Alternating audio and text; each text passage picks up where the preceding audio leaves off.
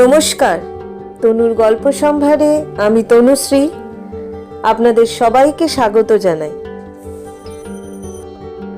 ভারতবর্ষের পুরানো ইতিহাসে আর্য অনার্য দুই গোষ্ঠীর নারী পুরুষের মধ্যে স্থাপিত কিছু মিলনাত্মক বিয়োগাত্মক প্রণয় আখ্যান নিয়ে রামায়ণ, মহাভারত, বৌদ্ধ, মৌর্য ও মধ্যযুগের কিছু আদি রসাত্মক প্রাপ্তবয়স্ক গল্প আর্য অনার্য প্রণয় কথা। এটি একটি ঐতিহাসিক যুগের পৌরাণিক কাহিনী। এটি শুধুমাত্র প্রাপ্তবয়স্কদের জন্য। আপনাদের বড়দের কাছে আমার একান্ত অনুরোধ, যারা ছোট বাচ্চারা আছে তাদেরকে এই গল্পটি শোনাবেন না। প্রথম ভাগে আমি শোনাব রামায়ণে আর্য অনার্য প্রণয় কথা।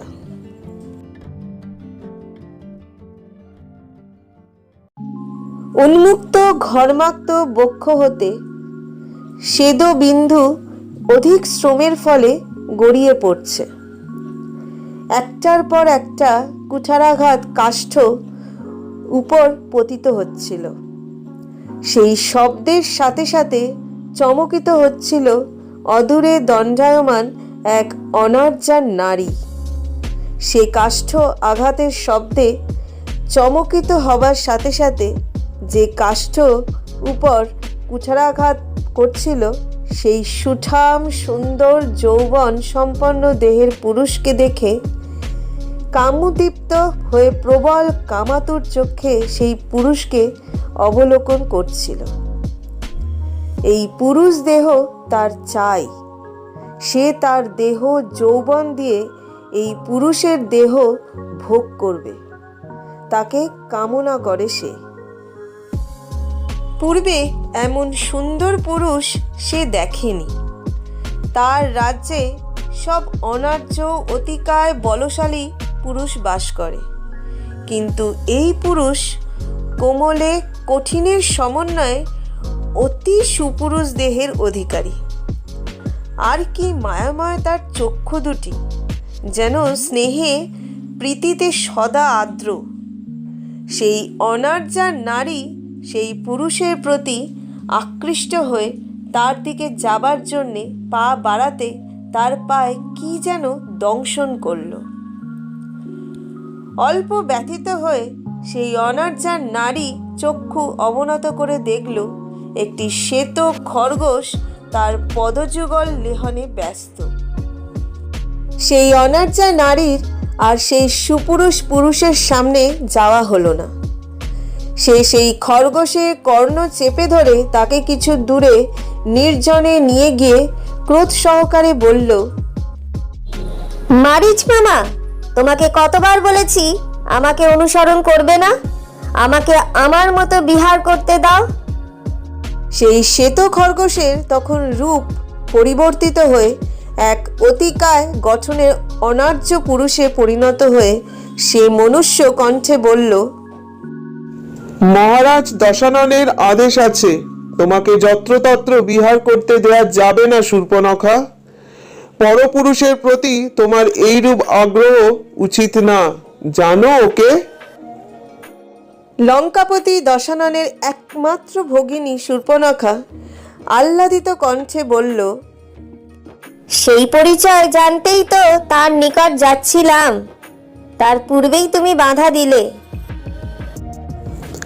আমি বাধা না দিলে যে অনর্থ হতো। ও পুরুষ আর্য, অযোধ্যার জ্যেষ্ঠ কুমার, সর্বোপরি সে বিবাহিত। পিতৃ আজ্ঞায় স্ত্রী ও ভাতা সহ বনবাসী সে। এক অনার্য কন্যা হয়ে বিবাহিত আর্য পুরুষকে কামনা করো না। লঙ্কায় ফিরে গিয়ে তোমার মন মতো পুরুষ সেখানে চয়ন করো। ব্যাঘ্রের ন্যায় ক্ষিপ্র হয়ে শূর্পণখা বলে উঠল, কখনো না, আমার লঙ্কার অনার্য পুরুষদের ভালো লাগে না। আমার মন মতো পুরুষ এই আর্য অযোধ্যা কুমার। হোক সে বিবাহিত, এক পুরুষের বহু নারী থাকতে পারে। সে আমাকে বিবাহ না করুক, অন্তত তার প্রেয়সী রূপে তার প্রেম পেলেও আমি ধন্য হব। সে সম্ভব নয়। দেবাদিদেব শিবের হরধনু ভঙ্গ করে এই অযোধ্যা কুমার মিথিলার রাজকুমারীকে স্ত্রী রূপে লাভ করেছে। তার সাথে সে প্রতিশ্রুতিবদ্ধ হয়েছে তার সদা এক পত্নী থাকবে। পুনর্বিবাহ বা অন্য প্রেম দ্বারা তাকে কেউ আবদ্ধ করতে পারবে না। আমি করব তাকে আবদ্ধ আমার প্রেমে। বলে শূর্পণখা মারীচের নিষেধ অবজ্ঞা করে চলে গেল। সে পুনরায় পূর্ব স্থানে এসে সেই আর্য পুরুষকে দু নয়ন ভরে দেখতে লাগলো তার অঙ্গের গৈরিক বসন ঘর্মাক্ত হয়ে সিক্ত। কুঠারাঘাতের সাথে সাথে তার দেহের পেশি আরও প্রকট হয়ে ওঠে, তার অঙ্গ সৌষ্ঠব আরও বৃদ্ধি করছে। তাকে দেখে দশানন ভগিনীর কাম তৃষ্ণা বৃদ্ধি পেল, তার শরীর উত্তপ্ত হয়ে উঠল। সে তার দুই উন্নত স্তনে নিজ হস্তে স্পর্শ করে কল্পনায় অবলোকন করল এই আর্যকুমার তার স্তন চুম্বন ও লেহনে তাকে আকর্ষণ ও আলিঙ্গনে আবদ্ধ করছে। সহসা তার কল্পনায় বাধা পড়ল। শূর্পণখা দেখল সেই আর্যকুমারের সম্মুখে তার মতোই গৈরিক বসন পরিহিতা এক অতীব সুন্দরী কমনীয়া নারী এসে তার আঁচল প্রান্ত দিয়ে সেই সুপুরুষের উন্মুক্ত বক্ষের ছেদ মুছিয়ে দিয়ে তার মস্তকে তার আঁচল স্থাপন করতে সেই আর্যকুমার অতি সুন্দর ও স্মিত হেসে সেই অপার্থিব সুন্দরী নারীর স্কন্ধ স্পর্শ করে তাকে নিজ আলিঙ্গনে আকর্ষণ করল। এই দৃশ্য দেখে শূর্পণখা বুঝল এই নারী মিথিলার সেই রাজকুমারী যাকে শিবের হরধনু ভঙ্গ করে অযোধ্যা কুমার স্ত্রী রূপে লাভ করেছে। ঈর্ষার বশে হিতাহিত জ্ঞান শূন্য হয়ে দশানন ভগিনী শূর্পণখা এই দুই আলিঙ্গনাবদ্ধ নারী পুরুষের সম্মুখে এসে দাঁড়ালো। অযোধ্যার কুমার ও তার স্ত্রী একটু চমকিত হয়ে পরস্পর থেকে পৃথক হয়ে দাঁড়ালো, কিন্তু সেই আর্য পুরুষ তখনও তার স্ত্রী হস্তে নিজ হস্ত স্থাপন করেছিল। সেই দেখে শূর্পণখা সেই পুরুষকে বলল, আমি লঙ্কাধিপতি দশাননের ভগিনী শূর্পণখা, আপনাকে কামনা করি আর্য। আমার প্রেম গ্রহণ করে স্ত্রীর মর্যাদা দান করুন। আমি প্রতিশ্রুতি দিলাম আপনাকে সর্বপ্রকারে সুখী করব। অযোধ্যা কুমার দশরথ নন্দন তার স্ত্রীর হস্ত স্পর্শ করেই বলল, আমি এক পত্নীতে মনোনিবেশ করেছি। আমি দ্বিতীয় বিবাহে ইচ্ছুক নই। আমি আমার স্ত্রীকে নিয়ে সুখী। ক্ষমা করুন, আপনার ইচ্ছা রাখতে আমি অপারগ। প্রত্যক্ষ প্রত্যাখ্যান শুনেও শূর্পণখা বিরত হল না। এই পুরুষকে লাভ করার কামনা ক্রমে তার স্ত্রীকে দেখার পরে তার প্রতিহিংসার রূপ নিয়েছে। সে বলল, বেশ, স্ত্রী রূপে না হয় গ্রহণ না করলেন, প্রেয়সী রূপে আমাকে গ্রহণ করুন। আপনি পূর্বে অনার্যার নারীর সঙ্গ পাননি। আমার সঙ্গ ও প্রেম আপনার যৌন কামনা পরিতৃপ্ত করবে। আমি আপনাকে শয্যা সঙ্গিনী রূপে সর্বপ্রকারে সুখ দান করব, যা সুখ হয়তো আপনার আর্য স্ত্রীও আপনাকে দিতে পারেনি। আপনি বোধ করি জানেন না, অনার্যার নারীরা কামকলায় অধিক নিপুণা হয়। আমি কামবিদ্যায় অত্যন্ত পারদর্শী। বিশ্বাস না হয় পরীক্ষা করে দেখুন। শূর্পণখা আর্য কুমারের দিকে ক্রমশ এগিয়ে আসতে অযোধ্যা কুমার এবারে স্ত্রীর হস্ত ছেড়ে দিল। এতে শূর্পণখার সাহস বৃদ্ধি পেল। তাহলে তার কথায় এই সুপুরুষ আর্য কুমার তাকে শয্যার সঙ্গিনী রূপে গ্রহণ করতে সম্মত হয়েছে। সে আরও নিকটে এগিয়ে এলো, তখনই দশরথ নন্দন তার সেই হস্ত দ্বারা কিছুক্ষণ পূর্বে স্ত্রীর হস্ত স্পর্শ করেছিল, সেই হস্ত তুলে বলল, আমাকে মার্জনা করবেন। নারীর সাথে দুর্ব্যবহার আমি করি না। আপনি নিজ সম্মান সহ এক্ষুনি এখান থেকে চলে যান। দ্রুত নিজের পদযুগল স্তব্ধ করে শূর্পণখা তাকে দেখে বলল, আপনার নাম কি আর্য? আমি দশরথ পুত্র রাম, আর ইনি আমার প্রিয়তমা পত্নী জনককন্যা সীতা। আপনাকে অবগত করানো কর্তব্য মনে করে বলি, নারী পুরুষ সম্পর্ক অতি পবিত্র, আর তা এক জন্মের নয়। আমার স্ত্রী গত জন্মে অনেক তপস্যা করে আমাকে স্বামী রূপে লাভ করেছে। আমিও তাকে সেই জন্মে স্ত্রী রূপে পেয়ে ধন্য। আমার এই জন্মের কার্য উদ্দেশ্য সম্পন্ন করতে আমাকে সহায়তা করবে আমার এই জন্মের স্ত্রী সীতা। আপনি নিজ রাজ্যে ফিরে মন মতো স্বামী লাভের জন্য তপস্যারত হন। অযথা অন্য পুরুষকে নিজের নশ্বর শরীর দ্বারা আকৃষ্ট করার চেষ্টা থেকে বিরত থাকুন। অযোধ্যা কুমার রামের কোনো কথাই শূর্পণখার কর্ণে বা মনের কোথাও প্রবেশ করল না, বরং সে ক্রোধের বশবর্তী হয়ে রামকে লাভ করতে না পেরে তার স্ত্রী সীতাকে আক্রমণ করল তার অতীব তীক্ষ্ণ নখ দ্বারা। সাথে সাথে সেখানে এক দুর্ঘটনা ঘটে গেল, যার অনুমান শূর্পণখা করতে পারেনি। শূর্পণখা কেবল রামকে দেখেছিল। সহসা সেখানে রামের ভ্রাতা লক্ষ্মণ উপস্থিত হলো।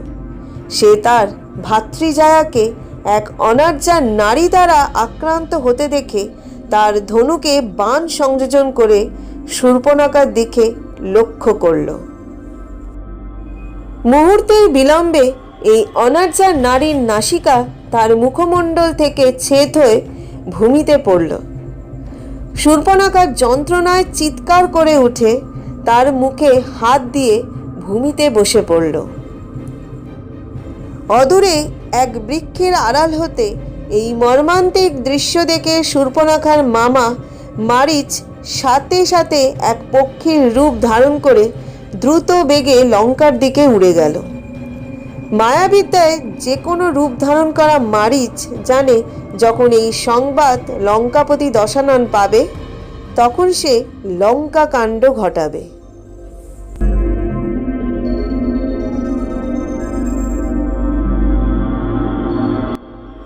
পরবর্তী পর্বে আছে মহাভারতে বর্ণিত এক আর্য অনার্য প্রণয় কথা, যার থেকে সৃষ্টি হয়েছিল কৌরব ও পাণ্ডব বংশের।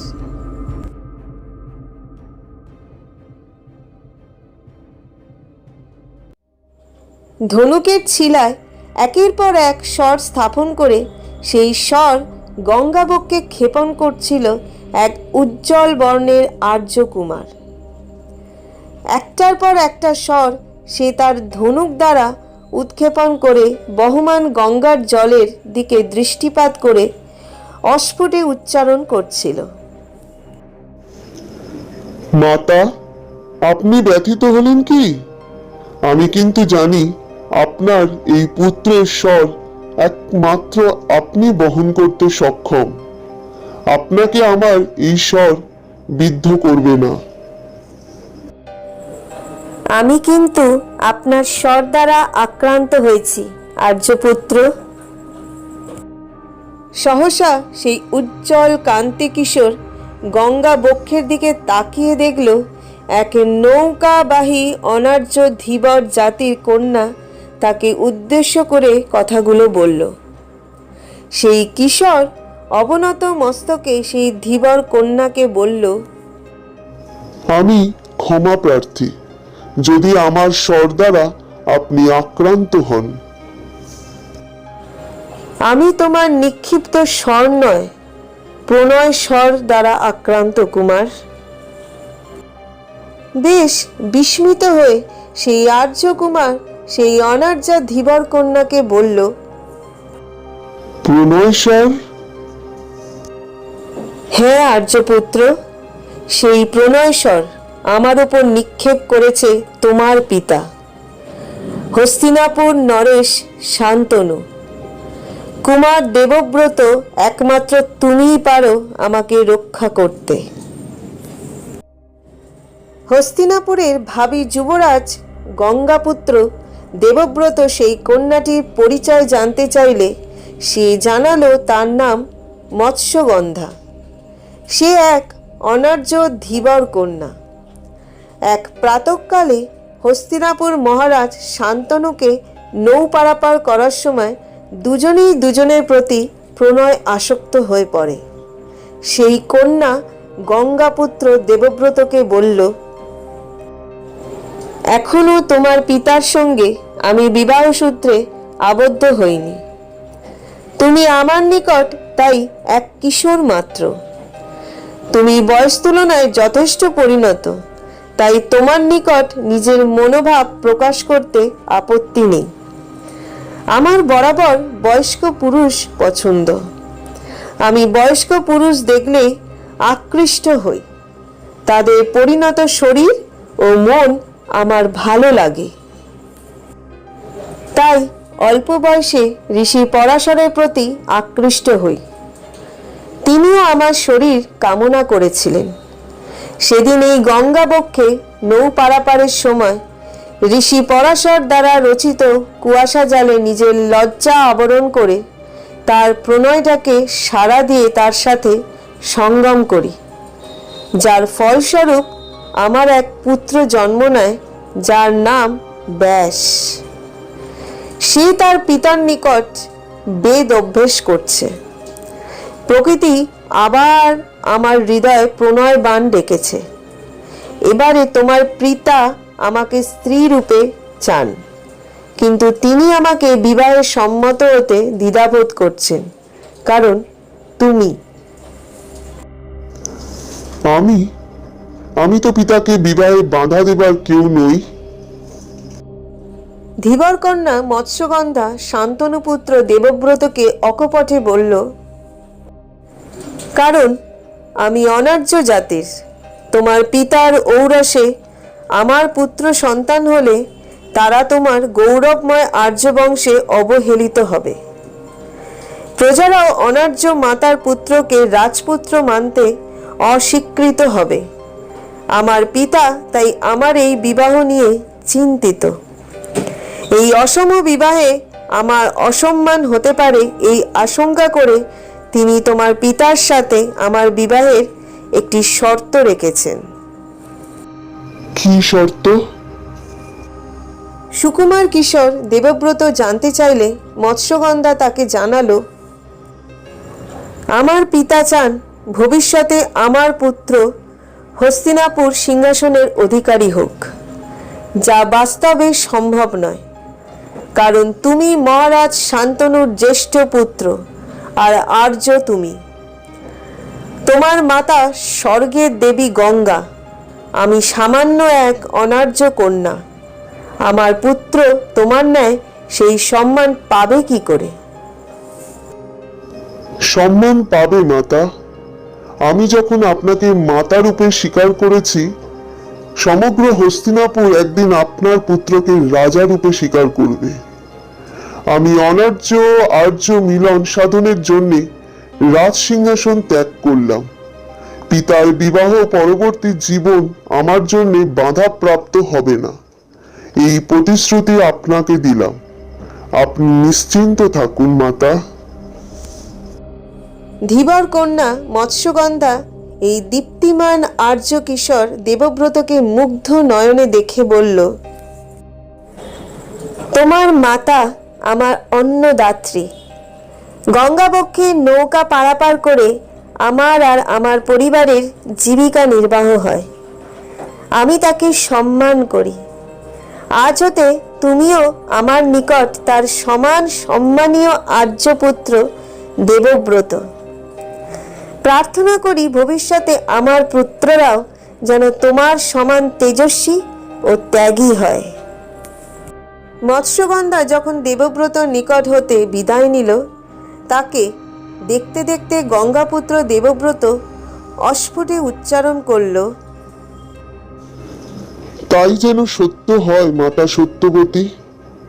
আপনার সাথে পিতার বিবাহে যে আর্য ও অনার্য জাতির মিলিত পরম্পরা আরম্ভ হবে, তার ভবিষ্যৎ প্রজন্ম যেন বীর, পরোপকারী, প্রতিভাবান ও প্রজা কল্যাণকারী হয়। এরপর গঙ্গাপুত্র দেবব্রত বহমান গঙ্গার জলের দিকে এক দৃষ্টিতে তাকিয়ে রইল। গঙ্গাবক্ষ হতে যেন একটা শব্দ বাতাসে শোনা গেল, ভীষ্ম।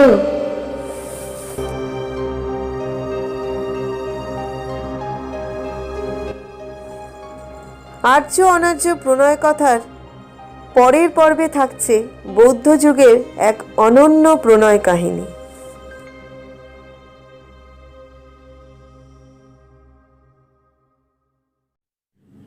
সর্বাঙ্গ মূল্যবান আভূষণ ও গহনা দ্বারা সাজিয়ে ঘন জঙ্ঘা ও নিতম্বভার সহ মৃদু পদে কোশলরাজ অন্তঃপুরে পদচারণা করছিল। কোশলরাজ প্রসেনজিতের প্রিয়তমা রানী বাসব খতিয়া। কোশলরাজ প্রসেনজিতের এই রানী গৌতম বুদ্ধের খুল্ল তাঁত কন্যা শাক্য বংশীয়। কোশল রাজ্যের সর্বকনিষ্ঠ স্ত্রী হলেও বাসব খতিয়ার সম্মান কোশল মহলে অতি উচ্চ, কারণ সে মহারাজ প্রসেনজিতের পরম প্রিয় ও সম্মানীয় গৌতম বুদ্ধের বংশজাত ও কোশল রাজের একমাত্র পুত্র বিরুধকের জননী। কোশল রাজকে পুত্র সুখ তার পূর্ববর্তী দুই রানী দিতে পারেনি, যা এই শাক্য বংশের কন্যা বাসব খতিয়া তাকে দিয়েছে। তাই সে কোশলরাজ প্রসেনজিতের প্রিয়তমা নারী। বাসব খতিয়ার মৃদুমন্থর পদচারণা দেখতে দেখতে অদূরে কার্যরত মহারাজ প্রসেনজিতের অগ্র মহিষী মল্লিকার দুই দাসী নিজেদের মধ্যে কথোপকথন করছিল। রানী বাসব খতিয়ার চেহারা ও বর্ণ দেখলে মনে হয় না তিনি শাক্য বংশীয় কন্যা। আস্তে আস্তে, মহারাজ শুনতে পেলে রক্ষা নাই। মহারাজের প্রিয় রানী ইনি, কেবল পুত্র সুখ নয়, রাজাকে ইনি সম্ভোগ সুখ অধিক দেন। ইনি নাকি নানা রূপ রতিকলায় পারদর্শী। রতিক্রিয়ায় নানা আদিরস ওনার নখ দর্পণে। দেখিসনি যেদিন রাতে রাজা তার মহলে আসে, রানী বাসব খতিয়া কি পরম যত্নে নিজেকে সজ্জিত করে। রাজকুমার বিরুধক যৌবনে উপনীত হলো, তবু তার মাতার যৌবন এখনো অটুট। এই মধ্য যৌবনে উপনীত হয়েও নিজেকে এত যত্নে সাজিয়ে রাখে, সে যে বয়সের প্রলেপ চেহারায় পড়তে দেয়নি। তবে আমার রানী বাসব খতিয়ার সাজসজ্জা কেমন যেন অন্যরকম মনে হয়, কিছুটা অনার্য প্রকৃতির। উনি সাক্ষ্য নারীদের ন্যায় চূড়া করে কেশ বাঁধেন না, আবার মহারাজের অন্য পত্নীদের ন্যায় কেশ বিনুনিও করেন না, উন্মুক্ত রাখেন তার কেশ। একথা বলেই এক দাসী সঙ্গে সঙ্গে নিশ্চুপ হয়ে গেল, কারণ তখন অলিন্দ অতিক্রম করে স্বয়ং মহারাজ প্রসেনজিৎ আসছিলেন তার প্রিয়তমা পত্নীর মহলে। রানী মল্লিকার সেই দুই সেবাদাসী সেখান থেকে চলে গেল। মহারাজ প্রসেনজিৎ অলিন্দ অতিক্রম করে রানী বাসব খতিয়ার সম্মুখে আসতেই বাসব খতিয়া পরম প্রেমে তাহাকে দেখে তার দুই বাহু প্রসারিত করল। তার উন্মুক্ত কেশ রাজার বাহু স্পর্শ করল। অন্য সময় হলে মহারাজ প্রসেনজিৎ তার সেই উন্মুক্ত কেশ মধ্যে মুখ ডুবিয়ে সুঘ্রাণ নিত আর বলতো, প্রিয়ে, তোমার রূপে আমি চিরকাল যেন এভাবেই বাধা পড়ে থাকি। এরপর রাজা প্রসেনজিৎ তার কেশ চুম্বন সহ মুখ চুম্বনে রত হতো। আজ কিন্তু মহারাজ প্রসেনজিৎ সেরকম কিছু প্রণয়মূলক আচরণ প্রকাশ করল না, যা দেখে বাসবক্ষতিয়া একটু বিস্মিত হয়ে মনে মনে ভাবল, আজ তার অঙ্গসজ্জায় কি কিছু ত্রুটি রয়ে গেছে, যা রাজার কাম আকাঙ্ক্ষা জাগ্রত করতে অপারগ। বাসবক্ষতিয়া তবু তার দুই বাহু দ্বারা মহারাজ প্রসেনজিতের স্কন্ধ আরো দৃঢ়ভাবে আবদ্ধ করে কোমল স্বরে বলল, আজ রাজনের এই দাসীকে অতি শীঘ্র মনে পড়েছে যে, বলুন কি প্রকারে আপনাকে সঙ্গসুখ দান করব। আপনার কামজ্বালা তৃপ্ত করে আমিও তৃপ্ত হব রাজন। মহারাজ প্রসেনজিতের দৃষ্টি কিন্তু আজ অন্য প্রকার, যা বাসবক্ষতিয়া লক্ষ্য করল না। কৌশলরাজ প্রসেনজিৎ বাসবক্ষতিয়াকে তীব্র কণ্ঠে বলল, আমাকে একটা কথা সত্য করে বলো, এই যে তুমি নিজেকে আমার দাসী বলে অভিহিত করলে, তোমার প্রকৃত পরিচয় কি বাসবক্ষতিয়া? তুমি কি সাক্ষ্য কন্যা নও? প্রভু তথাগতের খুল্ল তাঁতের কন্যা তো তুমি। তোমার কেবল রূপে নয়, তোমার বংশ পরিচয় জেনে আমি তোমাকে বিবাহ করে শাক্য বংশের সাথে ঐক্য স্থাপন করি। কিন্তু বিবাহের পর তোমার পিতৃভবন থেকে কেউ তোমার সাক্ষাতে আসে না, এমনকি তুমিও কখনো পিতৃভবনে যাও না। আমাদের পুত্র তার শৈশবকালে কখনো মাতুতালয়ে যায়নি। কেন বাসবক্ষতিয়া? তারা তোমাকে আর আমাদের পুত্র বিরুধককে উপেক্ষা করে কেন? মহারাজ প্রসেনজিতের স্কন্ধ হতে বাহুবন্ধন শিথিল করে প্রবল কম্পন সহ সহসা ভূমিতলে বসে পড়ল বাসবক্ষতিয়া। মহারাজ প্রসেনজিৎ তার এমন বিরূপ আচরণ দেখে কঠোর স্বরে বলে উঠল, তাহলে বিরুধক আমাকে না জানিয়ে তার মাতুতালয়ে গিয়ে সাক্ষ্যদের নিকট যা দুর্ব্যবহার পেয়েছে তার কারণ তুমি। তুমি সব জেনে আমার নিকট প্রতারণা করেছ। বাসবক্ষতিয়া তখন নীরব হয়ে ভুল লুণ্ঠিত হয়ে বসে রইল।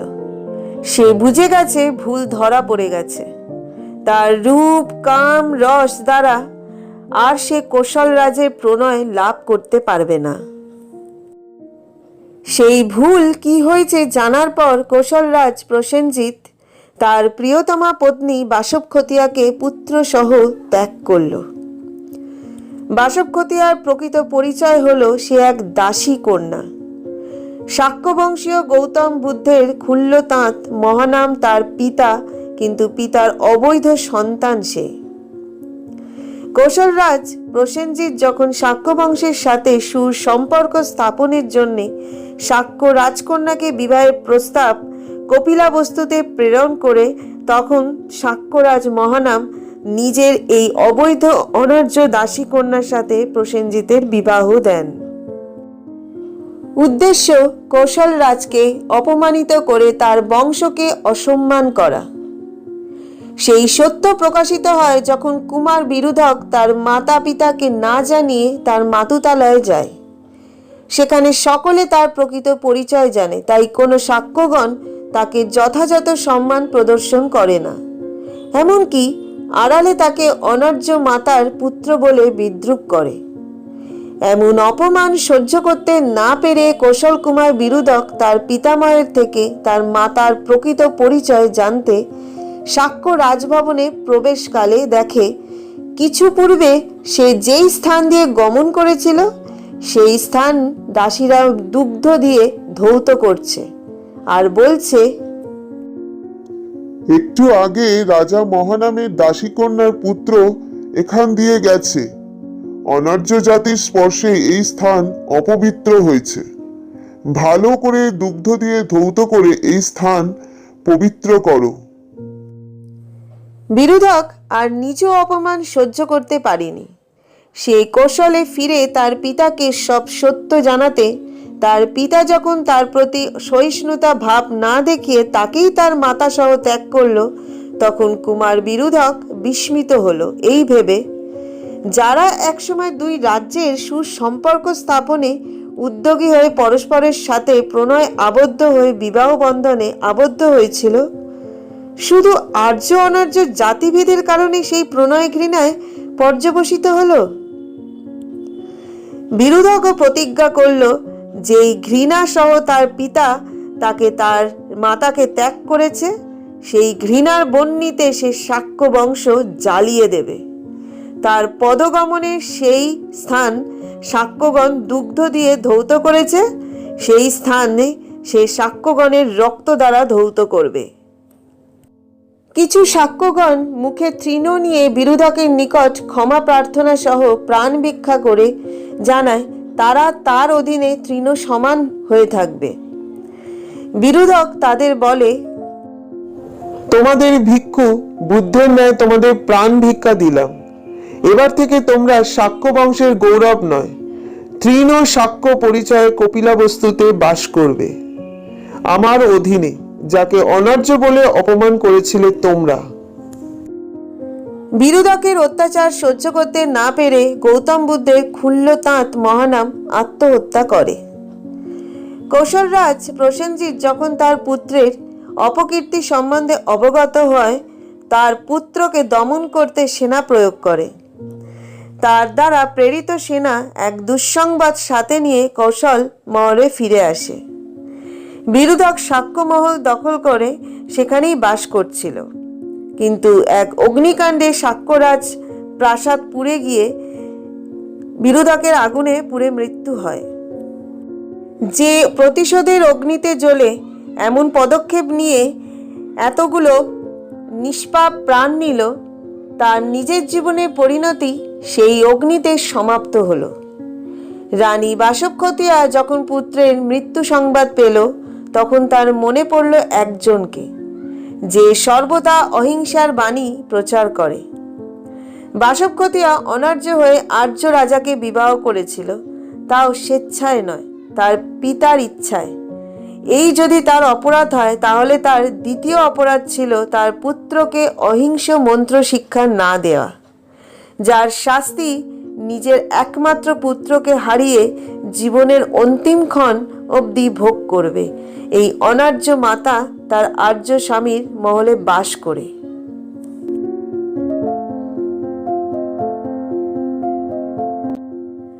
আর্য অনার্য প্রণয় কথার পরবর্তী পর্বের প্রণয় কথা মৌর্য যুগের এক জনপ্রিয় প্রেম সম্বন্ধ।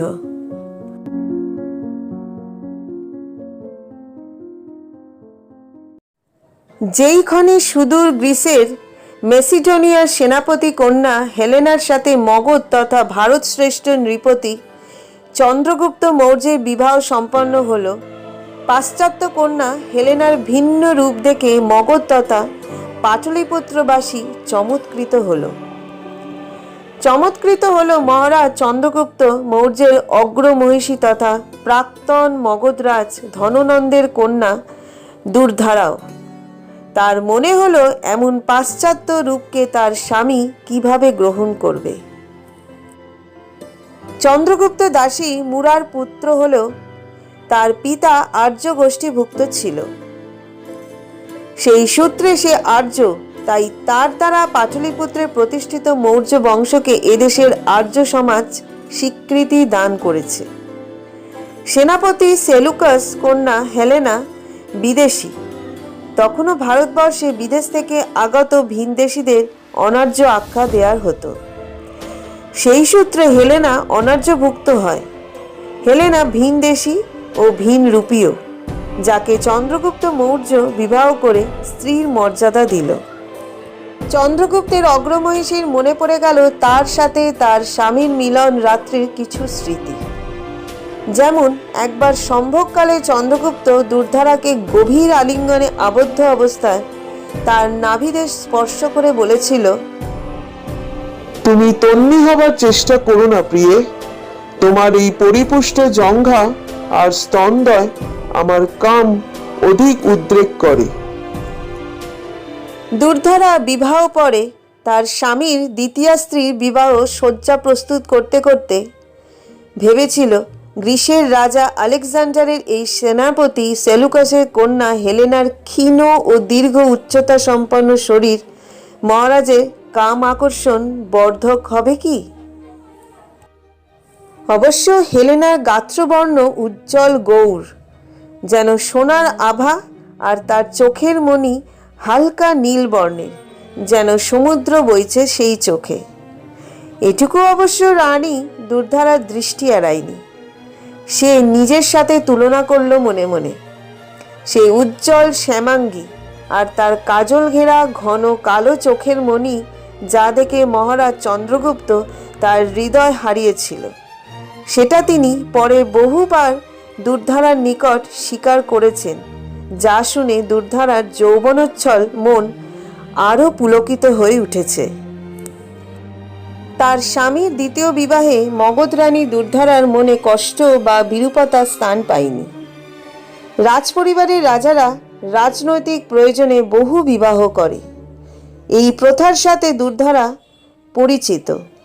তার পিতা ও পিতামহ একাধিক বিবাহ বন্ধনে আবদ্ধ ছিলেন, আর চন্দ্রগুপ্তের সাথে তার বিবাহ রাজনৈতিক কারণে যে চন্দ্রগুপ্ত গুরু চাণক্যের তত্ত্বাবধানে সম্পন্ন হয়েছে, দুর্ধারা তাও জানে। আর চন্দ্রগুপ্তের দ্বিতীয় বিবাহ যে রাজনৈতিক কারণ, সে বিষয়ে দুর্ধারা অবগত। তার কেবল কৌতূহল হলো এমন পাশ্চাত্য কন্যার সাথে তার স্বামীর প্রথম বিবাহ রাত্রির কেমন অভিজ্ঞতা হবে। বেশিক্ষণ অবশ্য অপেক্ষা করতে হলো না রানী দুর্ধারাকে।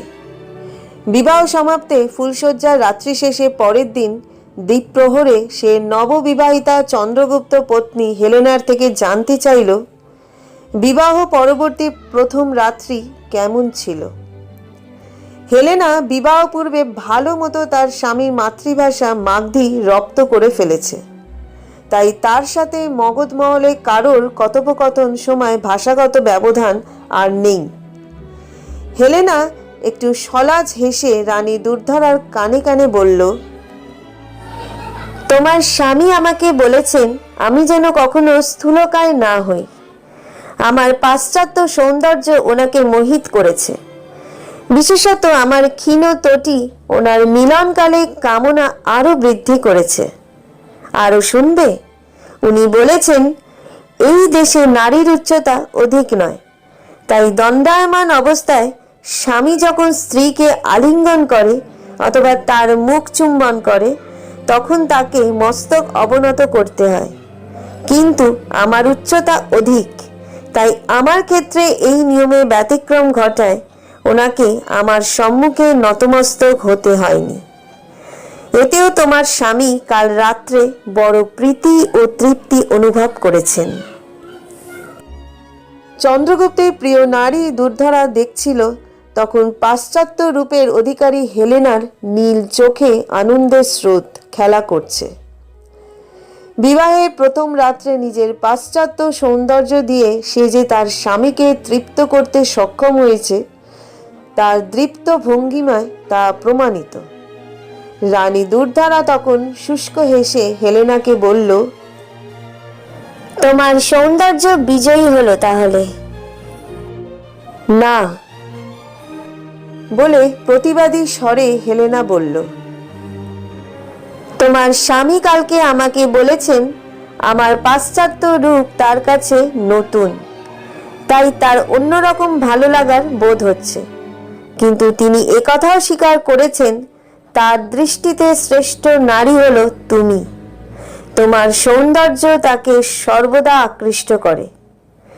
বিজয়ী তুমি ছিলে, আর তুমি তোমার স্বামীর হৃদয় রাজ্যে বিজয়িনীর আসন সর্বদা গ্রহণ করে থাকবে। রানী দুর্ধারার এতক্ষণ ম্লান হয়ে থাকা মুখে এবারে বিজয়ীর হাসি দেখা দিল। সে পরম স্নেহের সাথে পাশ্চাত্য রূপের অধিকারী হেলেনার হাত দুটো ধরে তাকে আপন করে নিল। ক্রমে এই পাশ্চাত্যরূপী কন্যা হেলেনা কেবলমাত্র তার রূপ দ্বারা নয়, সুন্দর ব্যবহার দ্বারা সকলের হৃদয় জয় করতে সমর্থ হয়।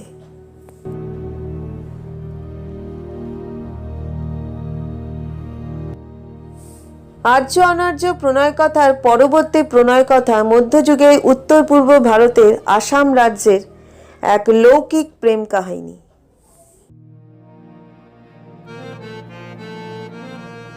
আহোম উৎসবের দিন অসম রাজ্যের এক প্রত্যন্ত গ্রামের সবথেকে সুন্দর দেখতে অনার্য সম্প্রদায়ের মেয়ে জয়মতী তার গ্রামের সবথেকে সুন্দর দেখতে ছেলেটার দিব্যকান্তি দেহ সৌন্দর্য দেখে মুগ্ধ বিহ্বল চিত্তে তাকে বলে ফেলে,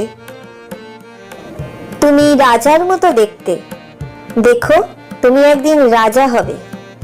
কিন্তু তুমি তো আমার জাতির, তাহলে কি করে রাজা হবে? অল্প হেসে সেই সুন্দর দেখতে গদাপানি নামের ছেলেটি জয়মতীকে বলে, আমি তোমার মনের রাজা হতে চাই। তোমার মনের রাজা হয়ে তোমার বন্য সৌন্দর্যে পাগল হয়ে যেতে চাই। জয়মতী লজ্জা পেয়ে বলল, চাহ। জয়মতী যাহ বললেও গদাপানি কিন্তু তার কৃষ্ণ কালো চোখের প্রেমে হারিয়ে গেল। তারা কাছাকাছি এলো। অহম রীতি মেনে তাদের বিয়ে হলো অনার্য মতে। গদাপানি কিন্তু বিয়ের সময় একটা সত্য গোপন করল। গদাপানি যেটা জয়মতীর থেকে তখন গোপন করলো, তা তাদের বিয়ের কয়েক বছর পরে প্রকাশ হয়ে পড়ল, যখন আহোম রাজ্যের রাজার সেনা সেই গ্রামে এলো গদাপানির খোঁজ করতে। গদাপানি তখন খেতে কাজ করছিল। তার 3 বছরের ছেলেটা আলের ধারে বসে আপন মনে খেলছিল। সেই সময় তার স্ত্রী জয়মতী দৌড়ে খেতে এসে তাকে বলল, রাজার সেনা তোমাকে খুঁজতে বাড়ি এসেছিল। হঠাৎ চমকে গদাপানি তার স্ত্রীকে বলল, তুমি কি বললে?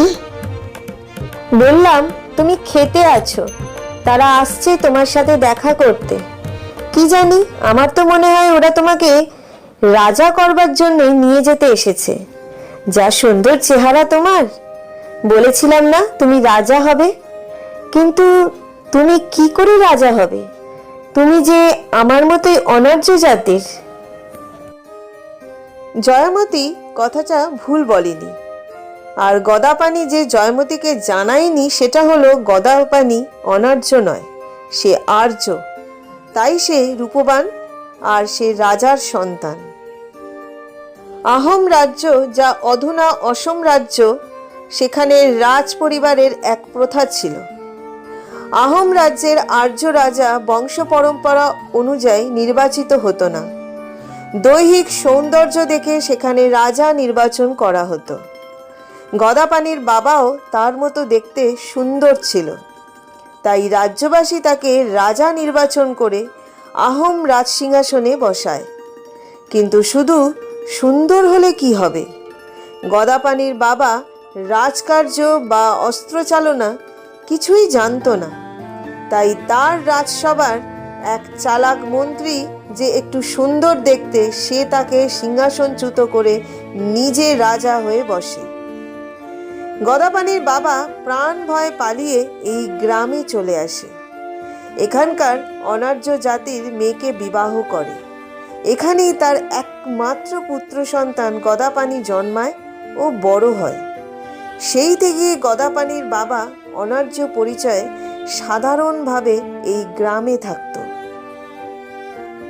এই গ্রামের কেউ জানতে পারেনি যে সে কিছু সময়ের জন্যে আহোম রাজ্যের রাজা হয়েছিল। জানতে পারলে যদি বর্তমান রাজার কেউ এসে তাকে ধরে নিয়ে কান কেটে দেয়, এই ভয়ে গদাপানির বাবা কিছু প্রকাশ করেনি। আহোম রাজ্যে এটাও আরেকটি নিয়ম। এই রাজ্যের রাজাকে হতে হবে সুন্দর ও ক্ষতবিহীন নিখুঁত দেহের অধিকারী। কারোর দেহে যদি কোনো প্রকার চোট আঘাত থাকে, তাহলে সে আহোম রাজ্যের রাজা রূপে নির্বাচিত হবে না। এতে যেই রাজা আহোম রাজ্যের রাজ সিংহাসনে বসত, সে তার প্রতিদ্বন্দ্বী যাতে না থাকে তার জন্যে রাজ্যের সুন্দর দেখতে যুবকদের কান কেটে দিত। তাই গদাপানির বাবা নিজের প্রকৃত অতীত গ্রামের কাউকে জানায়নি। এমনকি গদাপানির মাও জানতো না যে তার স্বামী আসলে আর্য জাতির আর রাজা ছিল।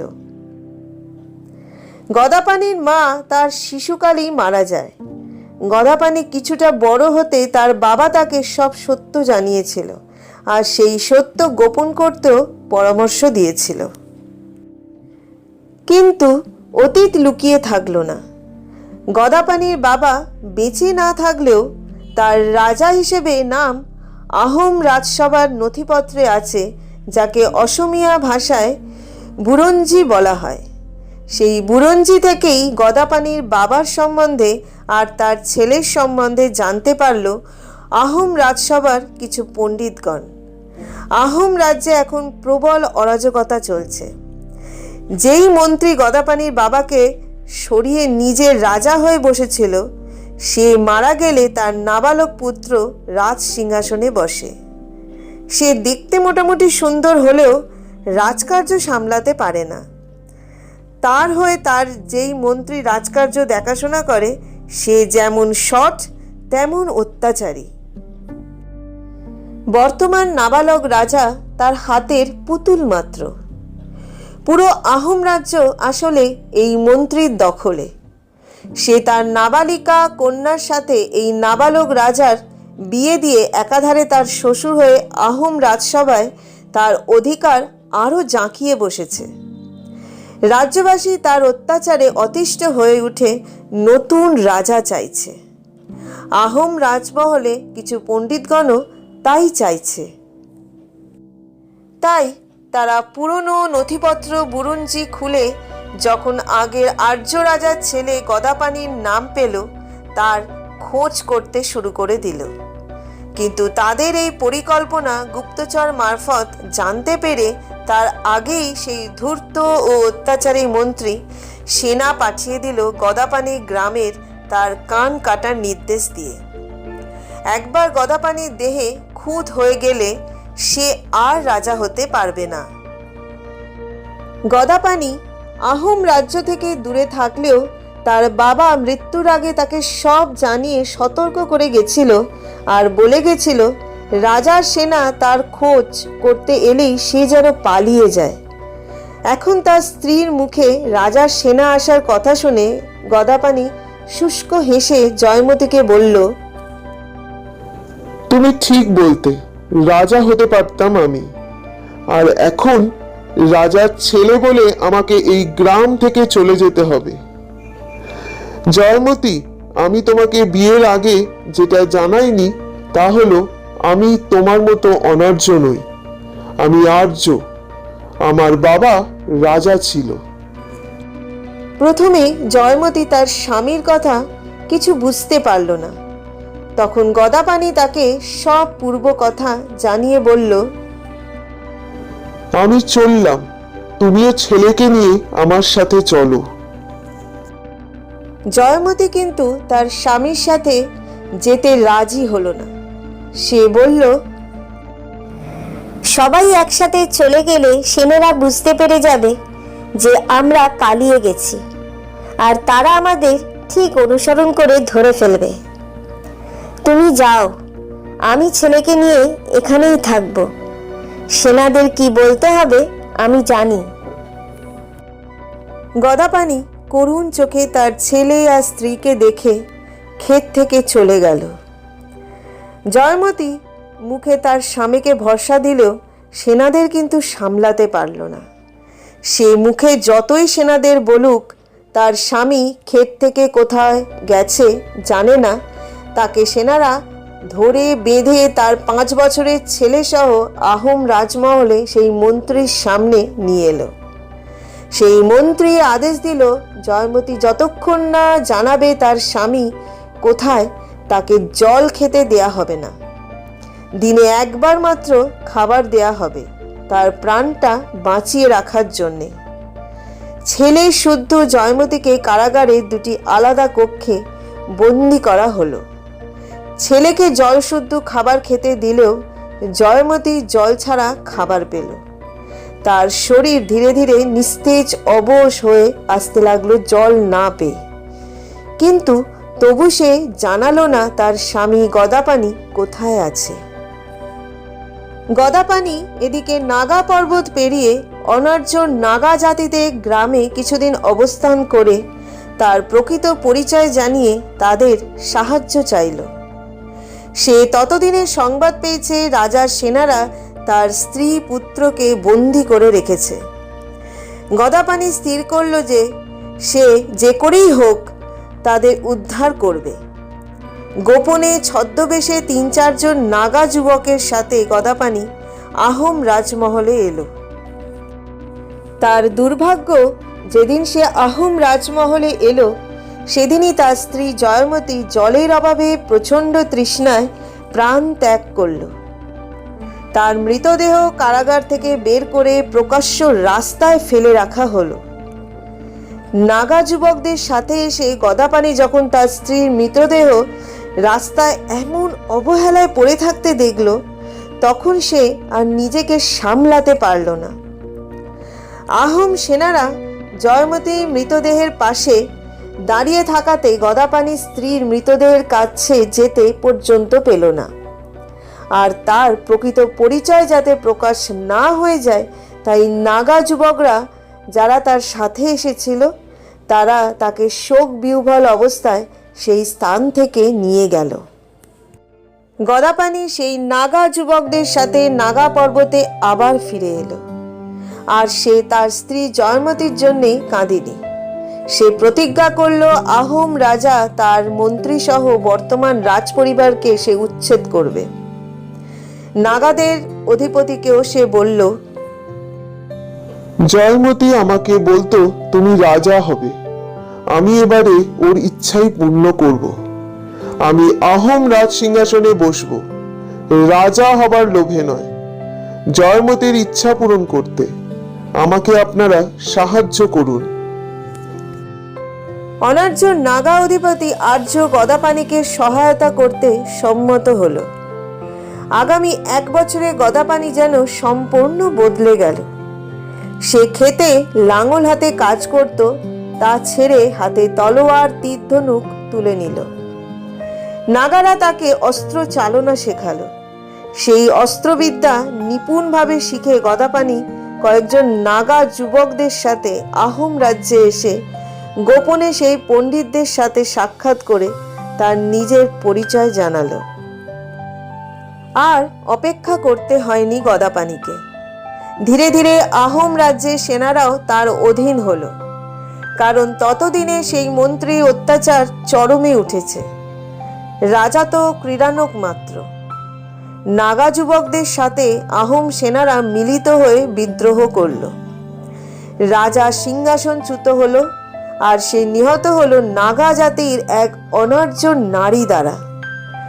সম্পূর্ণ নিরস্ত্র অবস্থায় সেই যুবতী নারী আহোম রাজমহলে প্রবেশ করে তার রূপ, লাবণ্য ও যৌন আবেদন দ্বারা যুবক রাজাকে প্রলুব্ধ করে। যুবক রাজা সেই অনার্য যুবতীর দেহ সৌন্দর্যে মুগ্ধ ও প্রলুব্ধ হয়ে তার সাথে সম্ভোগরত হয়। রতিকলা প্রয়োগের সময় সেই নারীর অনাবৃত দেহ চুম্বন ও লেহন সময় তার পায়ের আলতা সহ পদযুগল চুম্বনকালে সেই আলতা রাজার ওষ্ঠে লেগে প্রচণ্ড গাত্রদহন শুরু হয় রাজার। ওই নারীর পায়ের আলতায় এমন বিষ ছিল যা মুখ নিঃসৃত লালার সংস্পর্শে এলেই দেহে বিষ প্রবেশ করে মৃত্যু অবধারিত। সেই রাজারও তৎক্ষণাৎ মৃত্যু হলো ওই অনার্য নাগা নারীর পায়ের আলতার বিষ থেকে। রাজার মৃত্যুর পরে সেই মন্ত্রী বন্দী হলো, কিন্তু নবনিযুক্ত রাজা গদাপাণির নির্দেশে তাকে হত্যা করা হলো না।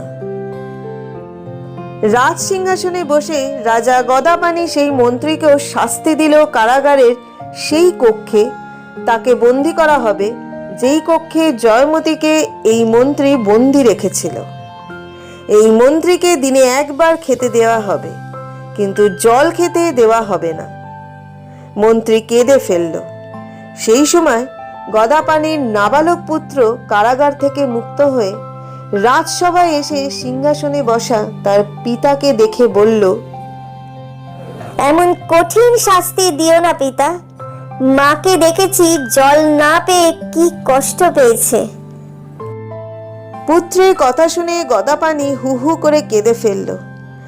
তার পুত্রকে কোলে তুলে নিয়ে বলল, এই সিংহাসনে বসার কোনো ইচ্ছাই আমার নেই। আমি তোমার মায়ের মৃত্যুর প্রতিশোধ নিয়েছি। এই সিংহাসন তোমার। তাহলে এই মন্ত্রীকে প্রাণদণ্ড দাও। ওকে আমি আর দেখতে চাই না। ওকে দেখলেই মায়ের শেষ সময়ে কষ্টের কথা মনে পড়ে যায়। পুত্রের কথা মতো গদাপাণি সেই অত্যাচারী মন্ত্রীকে প্রাণদণ্ডের আদেশ দিল। স্ত্রী জয়মতীর মৃত্যুশোক বুকে নিয়ে আরো 10 বছর গদাপাণি স্বর্গদেব গদাপাণি নাম নিয়ে আহোম রাজ্য শাসন করল। তার শাসনকালে রাজ্যে শান্তি শৃঙ্খলা বজায় ছিল। আর্য রাজার অধীনে অনার্য নাগাদের সাথে সুসম্পর্ক স্থাপিত হয় আর আহোম রাজ্যের সীমা মানস পর্যন্ত বৃদ্ধি পায়। তার মৃত্যুর পরে আহোম রাজসিংহাসনে বসে তার পুত্র স্বর্গদেব রুদ্রসিংহ নাম নিয়ে। ইতিহাসে এই রুদ্রসিংহ সর্বশ্রেষ্ঠ আহোম রাজা হিসেবে পরিচিত। পিতার মতোই সুন্দর কান্তি দেহের অধিকারী রুদ্রসিংহ তার সময় আহোম রাজ্যের রাজধানী রংপুরে স্থানান্তরিত হয়। সেখানে রাজধানী স্থাপন করেই সবার আগে এক বৃহৎ জলাশয় খননের আদেশ দেয় রাজা রুদ্রসিংহ। তার আদেশে মাত্র 45 দিনের মধ্যেই এই জলাশয় খননের কাজ শেষ হয়। রুদ্রসিংহ তার মায়ের নামে এই জলাশয়ের নাম রাখে জয়সাগর। জলের অভাবে যে তার মাতার মৃত্যু সে চোখের সামনে দেখেছিল, সেই স্মৃতি সে ভুলতে পারেনি। তাই তার রাজ্যবাসীকে যাতে জল কষ্টে না ভুগতে হয়, তার জন্য আহোম রাজ রুদ্রসিংহ এই জলাশয় খনন করে তার মায়ের স্মৃতিতে। এই জয়সাগরের জল যখন আহোম রাজ্য দিয়ে বয়ে চলে, তখন তার জল কতজনের তৃষ্ণা নিবারণ করে, শুধু যার নামে এই জলাশয় সেই আর্য রাজার অনার্য স্ত্রী জয়মতীর তৃষ্ণার্ত রইল। সে শেষ সময় না জল পেল, না তার স্বামীকে শেষ দেখা দেখতে পেল।